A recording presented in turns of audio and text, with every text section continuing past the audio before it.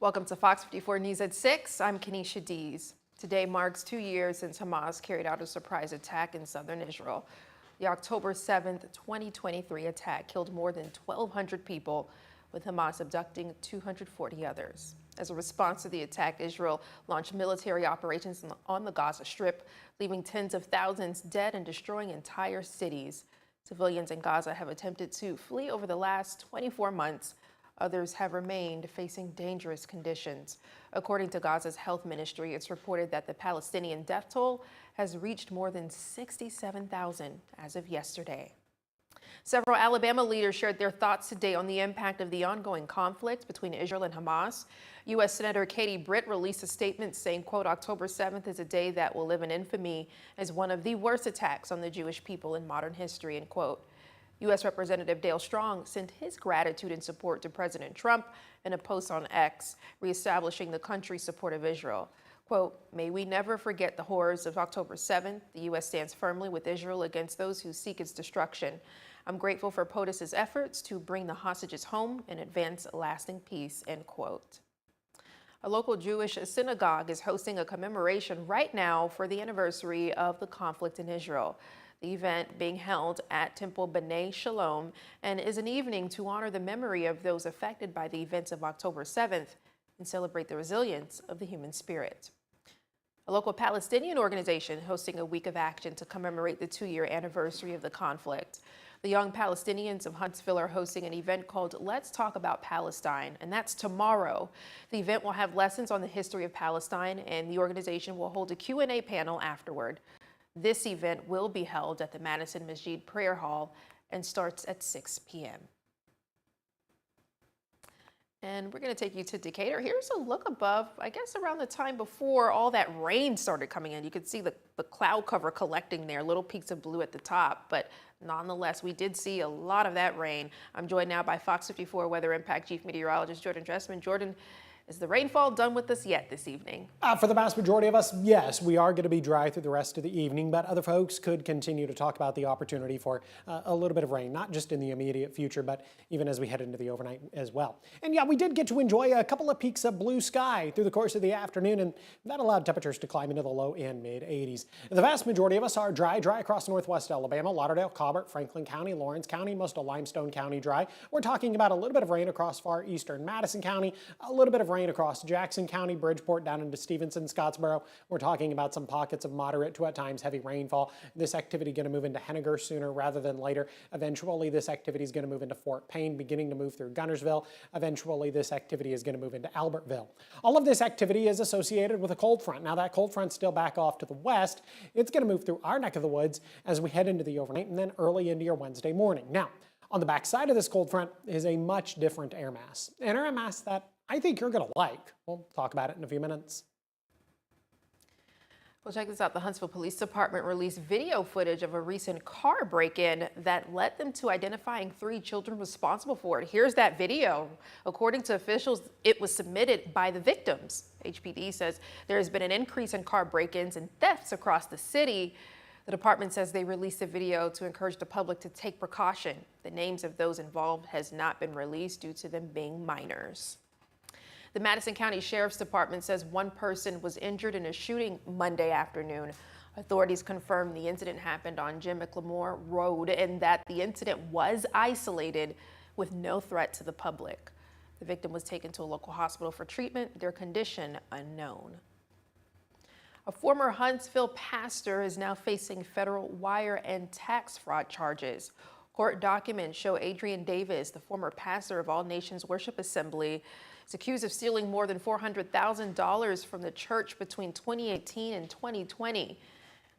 He also owes the IRS more than $100,000, court documents revealed. But Davis has signed a plea agreement and could still face up to 20 years in prison.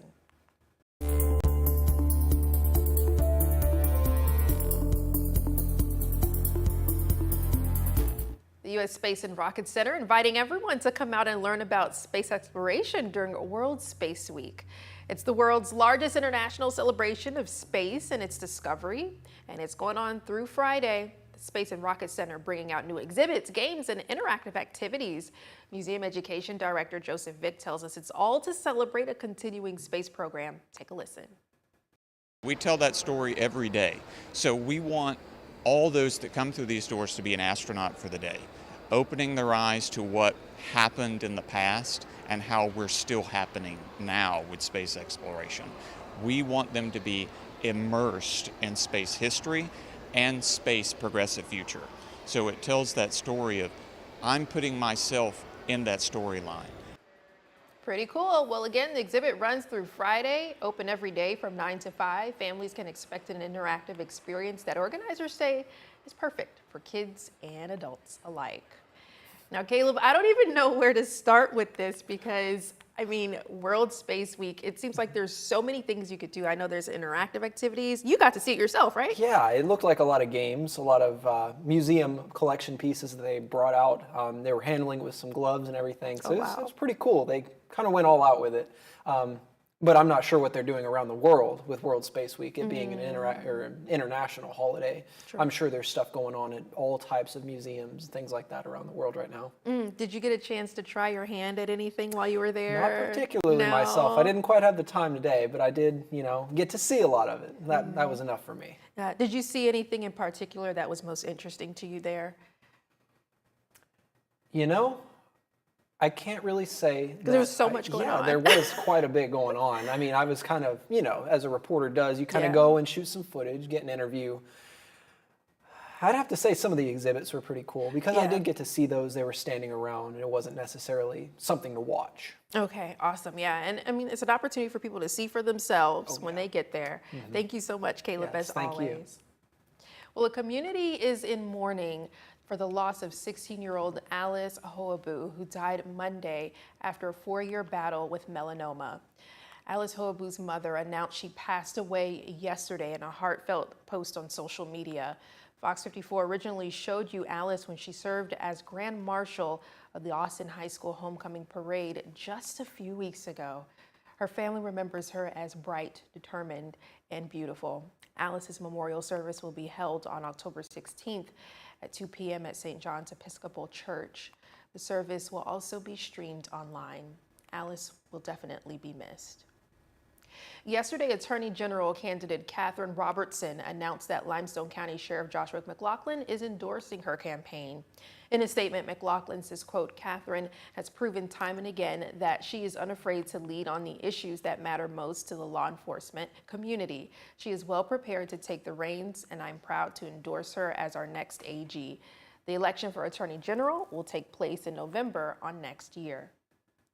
Tony Volunteer Fire and Rescue has purchased more than 3 acres of land on the north side of Tony Road to build a new fire station. The property was acquired by Logan Farms and will become the site of Station 1 with long-term plans to include a community storm shelter. The new station is expected to improve response times and emergency services for Tony and surrounding areas. TVFR officials say more details about the project will be shared as plans progress. Last week, we told you Rock the South is moving a little further north to Decatur. Today, the festival released the official lineup for next year, along with a few new additions. The festival will feature a second stage called the Raise Rowdy Stage. Officials say next year's lineup has something for everyone, from country stars like Jason Aldean to rappers like Big X the Plug. Original talent like Jason Aldean and stuff to some of those anchor people, but you're also going to find Zach Top, you're going to find Riley Green, you're going to find Jesse Murph, you're going to find Big X the Plug, you're going to find things that are going to transcend generations. And so whether you're a 50-year-old female or you're a 25-year-old, there's something for everybody. Rock the South started 15 years ago as a relief fundraiser in Coleman after a tornado swept through Coleman County. The now annual concert series will take place June 11th through the 13th next year at the Fields at Decatur. For the full festival lineup, go to fox54.com. Country music star Hardy will be performing at the Orion Amphitheater for The Country Tour, and that's on May 22nd of next year. The Apollo South entrance opens at 5 p.m., doors open at 5:30, and the show starts at 7. Online tickets go on sale Friday at 10 a.m. For information on how to purchase tickets, go to fox54.com. as the years go by and being able to be self-sufficient by the end of the year. I just love seeing that growth. All right, ready, set. This top teacher likes to see the progress from the Sprouts in his class. We see how this helps foster their growth. Stay with us. One North Alabama organization aimed at making leisure and nature more accessible to everyone. We've got the details on how. Stay with us.